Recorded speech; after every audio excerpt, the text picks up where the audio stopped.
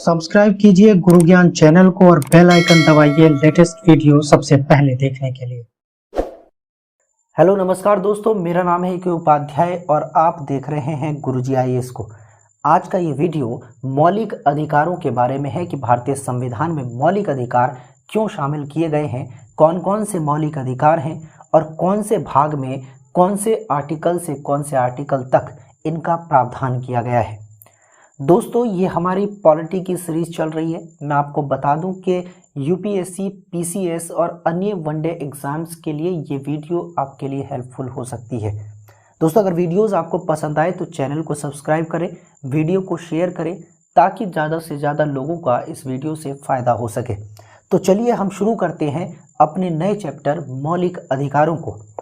दोस्तों, मौलिक अधिकार क्या है? मौलिक अधिकार, पहली बात तो ये कि भाग 3 में यानी भारतीय संविधान के भाग 3 में इनको शामिल किया गया है और आर्टिकल 12 से 35 तक में इनका जिक्र किया गया है और अलग अलग तरीके के मौलिक अधिकारों को अलग अलग आर्टिकल्स में शामिल किया गया है।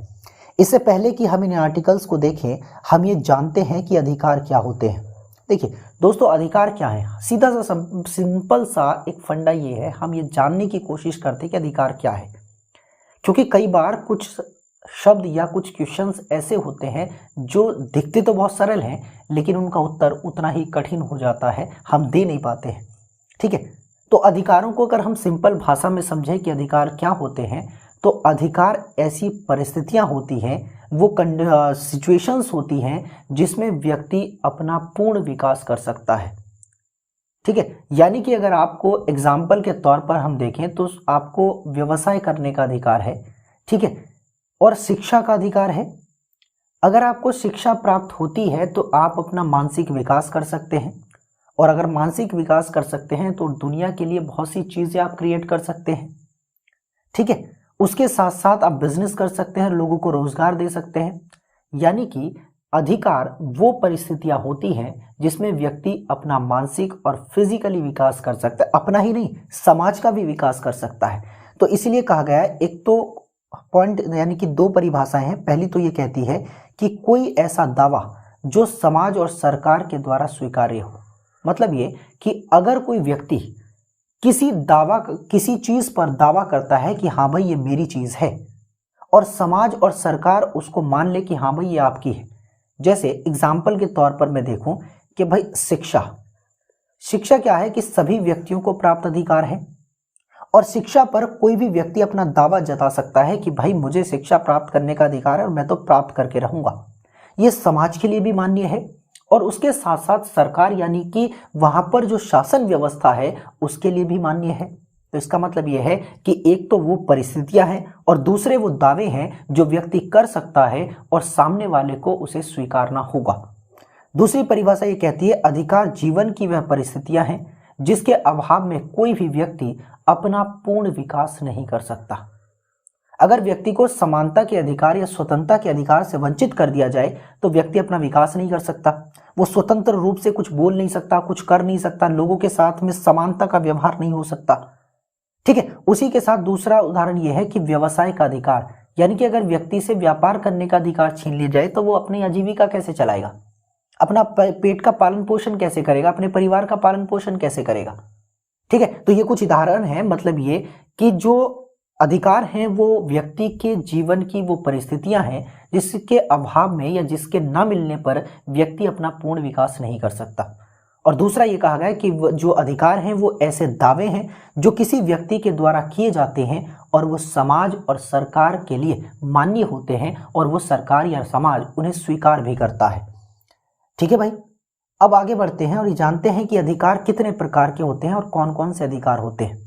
देखिए, अधिकारों को आमतौर पर 3 भागों में देखा जाता है। एक तो वो अधिकार जो प्राकृतिक यानी नेचुरल राइट्स होते हैं, जिसे मानव और पशुओं दोनों को प्राप्त होते हैं, यानी जीवन जीने का अधिकार, जैसे सांस लेने का अधिकार, देखने का अधिकार एटसेट्रा, जो भी अधिकार हैं तो वो क्या है, एक प्राकृतिक अधिकार, यानी ऐसे अधिकार जो सभी व्यक्तियों के लिए समान हैं, व्यक्तियों के साथ साथ यानी मानव के साथ साथ पशुओं के लिए भी समान है।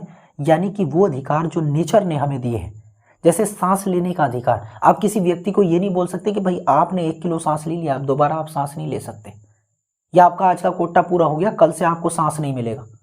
या देखने को नहीं मिलेगा, हवा नहीं मिलेगा, पानी नहीं मिलेगा। तो ये क्या है, नेचुरल राइट्स है, यानी कि मानव और पशुओं को बराबर का हक है, बराबर के प्राप्त है। ठीक है। और दूसरे वे अधिकार होते हैं जो मानव अधिकार हैं, यानी कि मानव होने के नाते जो अधिकार आपको मिले गए हैं वो अधिकार, इसको यूएनओ ने शामिल किया गया था। ये एक अवधारणा है जो यूएनओ ने लगभग 1948 में इसको शामिल किया था और इनके घोषणा यानी इनको देने की घोषणा की थी। ये मनुष्य होने के नाते सभी मनुष्यों को प्राप्त अधिकार होते हैं। ठीक है, यानी मनुष्य होने के नाते, यानी कि बीइंग ह्यूमन अगर आप हैं तो आपको क्या अधिकार दिए गए हैं, कौन कौन से अधिकार हैं, वो सभी मानवाधिकार अधिकारों में आते हैं या मानवा अधिकारों में आते हैं। दूसरे हैं विधिक अधिकार या कानूनी अधिकार। ये दो तरीके के होते हैं, एक तो संवैधानिक अधिकार यानी जिनका जिक्र संविधान में किया गया है, और दूसरे होते हैं कानूनी अधिकार यानी वे अधिकार जो कानून बनाकर यानी विधि बनाकर किसी व्यक्ति को सौंपे गए हैं। ठीक है। संवैधानिक अधिकार यानी कि जब हमारा संविधान बना, संविधान बनकर रेडी हुआ 1949 में यानी कि 1949 में, तो उस समय जो अधिकार थे, और ये लागू कब हुआ, 1950 में, उस समय जो संविधान में वर्णित कर दिए गए थे अधिकार, उन्हें क्या कहा गया, संवैधानिक अधिकार। उसके बाद यानी कि जब समय समय पर कुछ जरूरतें पड़ने लगी कि भाई हम क्या करेंगे, कुछ अधिकार व्यक्तियों को देंगे, उसे संविधान में शामिल नहीं करेंगे, ऐसा करते हैं कि एक विधि बनाते हैं, कानून बनाते हैं और उस कानून के माध्यम से लोगों को दे देते हैं। उन्हें कहा गया विधि बनाकर प्रदान किए गए अधिकार यानी कानूनी अधिकार। ठीक है। अब नोट ये कहा गया कि संविधान के भाग 3 को भारत का मैग्ना कार्टा कहा गया है। मैग्ना कार्टा का मतलब होता है, मैग्ना कार्टा सबसे शुरू में प्रारंभ में दिए गए व्यक्तियों को लिखित अधिकार थे, यानी रिटन राइट्स थे कि भाई आपको आज के बाद से ये अधिकार होंगे। और भाग 3 भी क्या है, व्यक्तियों को मौलिक अधिकार देता है, लिखित रूप में देता है। तो इसीलिए संविधान के यानी भारतीय संविधान के भाग 3 को भारत का मैग्ना कार्टा कहा गया है। ठीक है दोस्तों, अब देखो हमारा जो संविधान है, अगर मैं अपने संविधान की बात करूं, एक तो हमारा है वर्तमान का संविधान। कैसा संविधान, वर्तमान का संविधान। वर्तमान में 6 प्रकार के मौलिक अधिकार हैं। कितने प्रकार के, 6 प्रकार के मौलिक अधिकारों का जिक्र है। अगर मैं मूल संविधान की बात करूं तो मूल संविधान में 7 मौलिक अधिकार थे। कितने मौलिक अधिकार, 7 मौलिक अधिकार थे। लेकिन एक मौलिक अधिकार को, जिसे हम संपत्ति का अधिकार कहते हैं, उस संपत्ति के अधिकार को फंडामेंटल राइट्स की सूची से हटाकर एक कानूनी अधिकार बना दिया गया आर्टिकल 301 के तहत। इसको हम पढ़ेंगे अभी, कब हटाया गया, क्यों हटाया गया, क्या मामला था। तो मौलिक अधिकारों की अगर हम बात करें तो मौलिक अधिकार में समानता का अधिकार आता है सबसे पहले, जो आर्टिकल 14 से 18 तक में आता है। उससे पहले जो आर्टिकल हमने 12 और 13 को देखा कि 12 से 35 तक में भारत मूल अधिकार हैं, तो आर्टिकल 12 में क्या है, राज्य की परिभाषा का जिक्र है, और आर्टिकल 13 में जुडिशियरी की रिव्यू करने की शक्ति है। ठीक है, इसको हम पढ़ेंगे, अभी पकड़े, पहले फिलहाल क्या करते हैं कि मौलिक अधिकारों को जानते हैं। दूसरा आता है स्वतंत्रता का अधिकार। स्वतंत्रता के अधिकार को आर्टिकल 19 से 22 तक में शामिल किया गया है।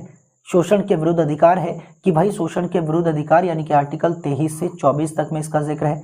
धर्म की स्वतंत्रता का अधिकार 25 से 28 में दिया गया है। संस्कृति और शिक्षा संबंधी अधिकार ये किस में दिए गए हैं, आर्टिकल 29 और 30 में। यहीं पर उसके बीच में यानी कि उसके बाद 30 के बाद आर्टिकल 31 आता था, जो संपत्ति का अधिकार था, जिसे अब कानून की यानी कानूनी अधिकार बना दिया गया है, मौलिक अधिकारों की सूची से हटा दिया गया है। उसके बाद आता है संवैधानिक उपचारों का अधिकार, आर्टिकल 32। देखिए जो समानता का अधिकार है, इसमें हम डिटेल में पढ़ेंगे, लेकिन एक फिलहाल ओवरव्यू देख लेते हैं क्या है। ये जो समानता का अधिकार ये बात करता है कि भाई सभी व्यक्ति समान होंगे। ठीक है, क्या होंगे, सभी व्यक्ति समान होंगे और समान होने के नाते उन्हें ये आर्टिकल दिए गए हैं। ठीक है, उसके बाद ये कहा गया कि स्वतंत्रता का अधिकार यानी कि सभी व्यक्ति क्या होंगे, स्वतंत्र होंगे। हर किसी व्यक्ति को बोलने की आजादी होगी। ठीक है, हर किसी व्यक्ति को कहीं पर धरना देने की आजादी होगी। हर किसी व्यक्ति को शिक्षा ग्रहण करने की आजादी होगी। हर किसी व्यक्ति को अगर वो अभिव्यक्त यानी उसके मन में कोई विचार चल रहा है तो उसे अभिव्यक्त करने की आजादी होगी। इसी के अंदर यानी कि स्वतंत्रता के अधिकार में ही अपनी पसंद से विवाह करने का अधिकार आता है। अपने ही नाम बदलने का अधिकार आता है कि भाई अगर मुझे अपना नाम बदलना हो तो ये मेरा मौलिक अधिकार है मेरा ही। मुझे कोई भी व्यक्ति या कोई भी राज्य ये नहीं कह सकता कि आप अपने मौलिक अधिकार नहीं है, आप अपना नाम नहीं बदल सकते। मुझे हर प्रकार की स्वतंत्रता दी गई है, लेकिन इसका मतलब ये नहीं कि स्वतंत्रता एब्सोल्यूट है यानी पूर्ण स्वतंत्रता है। इन पर रिस्ट्रिक्शंस लगाई गई हैं।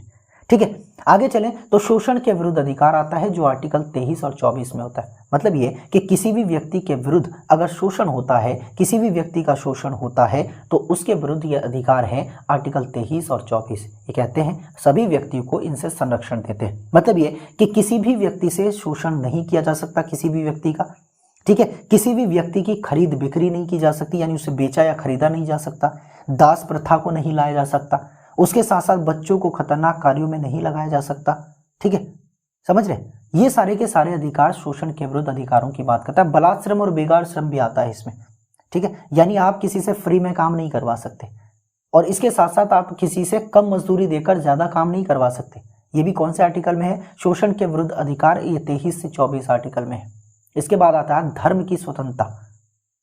क्या आता है? धर्म की स्वतंत्रता, यानी कि आर्टिकल 25 से 28 का मतलब है कि सभी व्यक्तियों को अपने धर्म को मानने की आजादी होगी, सभी व्यक्तियों को अपने धर्म के अनुसार व्यवहार करने की आजादी होगी। ये सभी के सभी धर्म की स्वतंत्रता के अधिकार में आते हैं। पढ़ेंगे हम डिटेल में कि किस प्रकार से धार्मिक संस्थाएं बनाई जाती हैं, किस प्रकार से शिक्षा दी जाती है और किस प्रकार से शिक्षा नहीं दी जा सकती। उसके बाद आता है संस्कृति और शिक्षा संबंधी अधिकार। संस्कृति यानी कि कल्चर, हमें अपनी भाषा, वेशभूषा, इसके प्रति जो अधिकार दिए गए हैं वो सभी इसके अंदर आते हैं और इसी में शिक्षा का अधिकार भी शामिल होता है, आर्टिकल 29 और 30।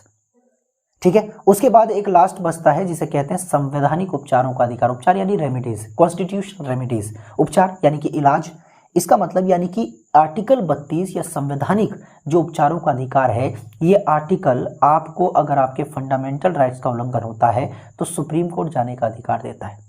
मतलब ये कि भाई अगर आपके ये जो 5 मौलिक अधिकार हैं या 6 जो मौलिक अधिकार हैं, इन 6 के 6 में से किसी एक का भी अगर उल्लंघन होता है या सभी का उल्लंघन होता है तो आप आर्टिकल 32 का प्रयोग करके सुप्रीम कोर्ट जा सकते हैं, डायरेक्ट सुप्रीम कोर्ट जा सकते हैं, आपको कहीं पर रोका नहीं जा सकता। ठीक है भाई, ऐसे समझिए आर्टिकल 32 क्या है? आर्टिकल 32 एक गारंटी कार्ड है। क्या है? गारंटी कार्ड है। भाई अगर आप आज मोबाइल भी खरीदते हैं तो मोबाइल के पीछे भी या कोई भी सामान खरीदते हैं तो आपको वारंटी कार्ड मिलता है। ठीक है, और वो वारंटी कार्ड ये कहता है कि भाई आप अगर आपकी मशीन में कोई दिक्कत आ गई है तो आप ये कार्ड लेकर जाएं और जिस कंपनी की वो मशीन है उस कंपनी को बताएं कि भाई आपके सामान में ये दिक्कत आ गई है। इसका मतलब है कि ये जो कार्ड है वो गारंटी है और जो कंपनी ये बता रही है कि भाई जिसने वो सामान बनाया और ये कह रही है कि आप ये गारंटी कार्ड लीजिए, अगर इसमें इतने साल तक कोई समस्या आती है तो हमारे पास आइए, हम इसको सुधार कर देंगे। उसी तरीके से आर्टिकल 32 क्या है? एक गारंटी कार्ड है। क्या है? एक गारंटी कार्ड है और गारंटर है सुप्रीम कोर्ट। यानी कि जो कंपनी हमने यहाँ पर जिक्र किया वो कंपनी लगभग 2 साल, 1 साल, 3 साल या 5 साल तक के लिए आपको गारंटी प्रदान करती है। लेकिन सुप्रीम कोर्ट जब तक आप जिंदा हैं और मरने के बाद भी आपके अधिकारों की गारंटी प्रदान करती है सुप्रीम कोर्ट। ये कहता है कि कुछ भी हो जाए आप ये कार्ड लेकर आइए, यानी कि आर्टिकल 32 का जो 32 नामक जो कार्ड है इसको लेकर आइए आप, हम आपके आश्वासन देते हैं हम आपको कि हम इसकी गारंटी प्रदान करेंगे। समझ गए? तो यानी कि क्या है? आर्टिकल 32 क्या है? गारंटी कार्ड है। और गारंटर कौन है? गारंटर है सुप्रीम कोर्ट, जो ये कहती है कि अगर आपके अधिकारों का हनन होता है तो आप सीधे हमारे पास आइए और आर्टिकल 32 का प्रयोग करके आइए, जिसमें हम क्या करेंगे कि आपको सीधे तौर पर आपका न्याय देंगे, आपको न्याय दिलाया जाएगा और उसी के साथ साथ जो इस व्यक्ति ने आपके अधिकारों का हनन किया है उसके खिलाफ भी कार्रवाई की जाएगी। ये बात करता है सुप्रीम कोर्ट। इसीलिए आर्टिकल 32 या सुप्रीम कोर्ट मौलिक अधिकारों को गारंटी प्रदान करता है और सुरक्षा प्रदान करता है। ठीक है, अब बात करते हैं कि संपत्ति के अधिकार को हटाया क्यों गया। ठीक है, कब? आर्टिकल 31 था, इसको हटाया क्यों गया? भाई पहली बात तो यह है कि अगर आपका मौलिक अधिकार है, मौलिक अधिकारों का सिंपल सा मतलब होता है कि मौलिक अधिकारों को आपसे कोई छीन नहीं सकता जब तक उपयुक्त ना हो, जब तक परिस्थितियां वैसी ना हो। और छीनने का अधिकार आपसे, मौलिक अधिकार वही व्यक्ति छीन सकता है जो सरकार चलाता है, यानी सरकार ही आपसे छीन सकती है और कोई व्यक्ति आपसे अधिकार छीन ही नहीं सकता। ठीक है, अब मामला संपत्ति का है। सरकार के सामने ये मामला था जब भारत आजाद हुआ और उसके बाद जब संविधान बना तो संविधान बनने के बाद एक नई सरकार का गठन हुआ और नई सरकार के गठन के बाद क्या होता है कि सरकार को अपना विकास करना था, यानी भारत को विकास करना था, भारत का विकास करना था। तो उसके लिए इंफ्रास्ट्रक्चर की ज़रूरत पड़ती है कि भाई हम रोड कहाँ बनाएं, ठीक है, हम हवाई जहाज़ की जो एयरपोर्ट है वो कहाँ बनाएं, हम अपनी ट्रेन कहाँ दौड़ाएं, रेलवे स्टेशन कहाँ बनाएं, बस स्टॉप कहाँ बनाएं, सड़कें कहाँ बनाएं। इस प्रकार की समस्याएं उत्पन्न हुई। तो सरकार ने कहा कि भाई हम क्या करते हैं कि ज़मीन एक्वायर करते हैं लोगों से, और ज़मीन एक्वायर करने के बाद हम उन पर ये सारी की सारी सुविधाएं देंगे, और सिर्फ ऐसे फ्री में नहीं लेंगे, मतलब हम क्या करेंगे, लोगों को पैसा देंगे। लेकिन जब ये जनता को पता है कि ये मौलिक अधिकार है, तो सरकार इस जमीन को लेने के लिए जबरदस्ती नहीं कर सकती। किसी ने कहा, सरकार मान लेते हैं कि यहां से कोई रोड बनाना चाहती है और यहां पर किसी का खेत है, किसी की जमीन है या किसी का घर है, सरकार कहती है कि भाई ये घर हमें दे दो, आप हमसे पैसा ले लो और हम यहां पर रोड बनाएंगे। लेकिन इस व्यक्ति को कहा कि नहीं, मैं ये जमीन नहीं दूंगा, मेरे पुरखों की जमीन है, मेरे पुरखों का बनाया हुआ घर है, मैं नहीं दे सकता, आप कुछ भी करो, ठीक है। तो इसका मतलब यह है कि इस व्यक्ति को पता है कि सरकार मुझसे जबरदस्ती ये जमीन नहीं खरीद सकती, ठीक है, अगर मेरी भी इच्छा होगी तभी खरीदेगी। तो इस सरकार को इस प्रकार की समस्याएं उत्पन्न होने लगी कि भाई हम अब करें तो करें क्या। मामले सुप्रीम कोर्ट में जाने लगे। सुप्रीम कोर्ट ने कहा कि मौलिक अधिकार है, आप इनसे इनकी जमीन नहीं छीन सकते, पूरा का पूरा अधिकार है इनको, और अगर किसी आप मौलिक अधिकारों का हनन करेंगे तो आर्टिकल 32 का प्रयोग करके ये व्यक्ति हमारे पास आएगा, जिसमें हम इसको गारंटी देते हैं कि इसको आश्वासन के तौर पर क्या किया जाएगा कि इसके साथ न्याय होगा। अब सरकार ने दिमाग लगाया और ये कहा कि भाई 44वें यानी कि 1971 से 1977 तक भारत में राष्ट्रीय इमरजेंसी लगी हुई थी, और ये 2 इमरजेंसी थी, एक 1975 में इंदिरा गांधी के तौर पर लगी थी। ये हमारा मामला नहीं, जब हम इमरजेंसी पढ़ेंगे तब इस पर जिक्र करेंगे। तो 44वें संविधान संशोधन अधिनियम 1978 के द्वारा, कौन सा अधिनियम, 44वां संविधान संशोधन अधिनियम के द्वारा मूल अधिकारों की सूची से अनुच्छेद 19(1)(f) व अनुच्छेद 31 को हटा दिया गया, और भाग 12 में अनुच्छेद 300(a) में के तहत इसे कानूनी अधिकार बना दिया गया। मतलब ये सिंपल सी बात है कि 44वां संविधान संशोधन किया गया, और इस संविधान संशोधन के माध्यम से जो संपत्ति का अधिकार था, मौलिक अधिकार था, उसे हटा दिया गया, और ये कहा गया कि अब से ये संपत्ति का अधिकार मौलिक अधिकार नहीं रहेगा। अब ये क्या हो जाएगा, अब ये हो जाएगा एक ऐसा कानूनी अधिकार जो संवैधानिक भी है और कानूनी भी है। और ये कब रखा गया, यानी कहाँ रखा गया, भाग 12 में, यानी संविधान के भाग 12 में अनुच्छेद 300(a) में इसको शामिल किया गया, कानूनी अधिकार बना दिया गया। अनुच्छेद 31 के साथ साथ एक आर्टिकल को और हटाया गया, जिसे 19 का क्लॉज 1 के सब क्लॉज F को हटाया गया, यानी कि आर्टिकल 19 के सब क्लॉज 1 में 6 प्रकार की स्वतंत्रताएं हैं, यानी A, B, C, D, E, F, G, H। पहले 7 थी लेकिन अब 6 हैं, क्योंकि आर्टिकल 19(1)(f) को हटा दिया गया। कौन से अनुच्छेद के तहत, यानी कौन से अधिनियम के तहत, तो 44वें संविधान संशोधन अधिनियम 1978 के तहत हटाया गया, ठीक है। तो संपत्ति के मौलिक अधिकार को कब हटाया गया, 44वें संविधान संशोधन के द्वारा 1978 में, ठीक है। 31वां आर्टिकल को हटाया, कब, किस में जोड़ा गया, भाग 12 में जोड़ा गया, कौन से आर्टिकल के तहत, तो अनुच्छेद 300(a) के तहत। अब इसी के साथ साथ यानी आर्टिकल 31 के साथ मौलिक अधिकारों का और कौन सा आर्टिकल हटा, तो हम उसमें बताएंगे आर्टिकल 19 के क्लॉज 1 का सब क्लॉज F, ये हटाए गए, ठीक है। और इनको हटाकर अब कानूनी अधिकार बना दिया गया।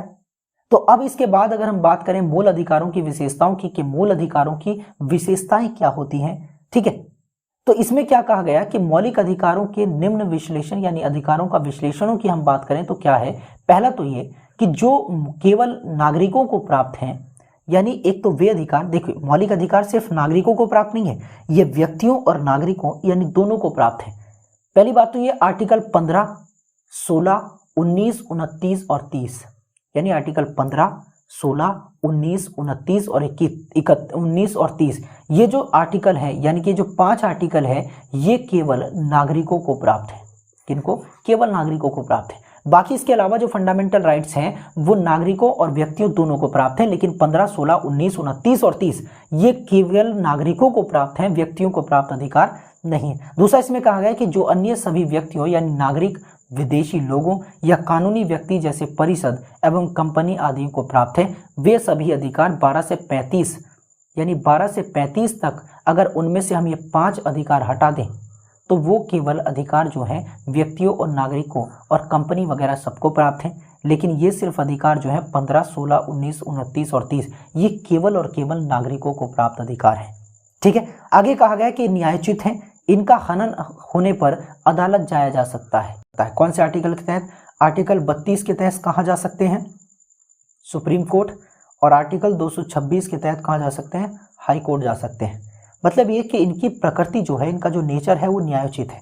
मतलब इनके उल्लंघन होने पर आप न्यायालय जा सकते हैं, अदालत जाने का आपका अधिकार है और अदालत आपको गारंटी देती है कि आपके मौलिक अधिकारों का अगर हनन हुआ है तो हम क्या करेंगे, हम उसका आपके साथ न्याय करेंगे और न्याय के साथ साथ हम आपको कुछ अधिकार भी, यानी कि जिस व्यक्ति ने आपके अधिकार छीने हैं उसको हम सजा भी देंगे।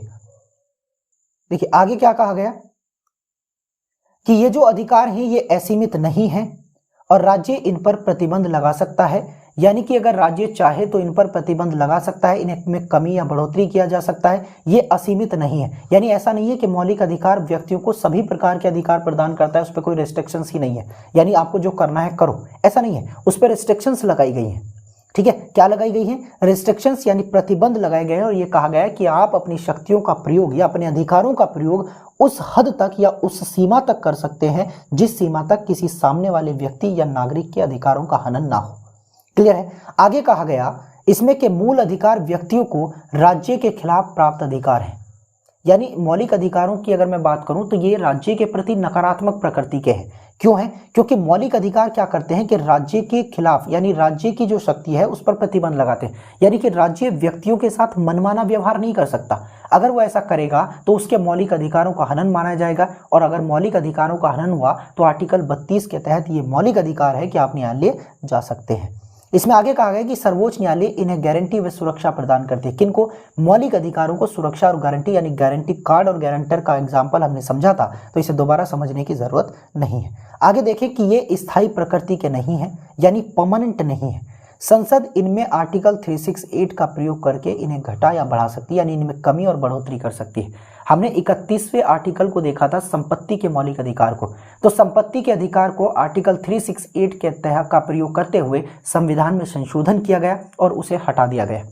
ठीक है, यानी कि इनमें कमी या बढ़ोतरी की जा सकती है। सरकार को ये लगे या संसद को ये लगे कि भाई अभी हमारे पास 6 मौलिक अधिकार है, हम इसकी संख्या 10 करेंगे, तो आर्टिकल 368 का प्रयोग करके, 368 का प्रयोग करके संविधान में संशोधन किया जाएगा और उस संशोधन के माध्यम से क्या कर सकती है कि संसद उनमें कमी या बढ़ोतरी कर सकती है।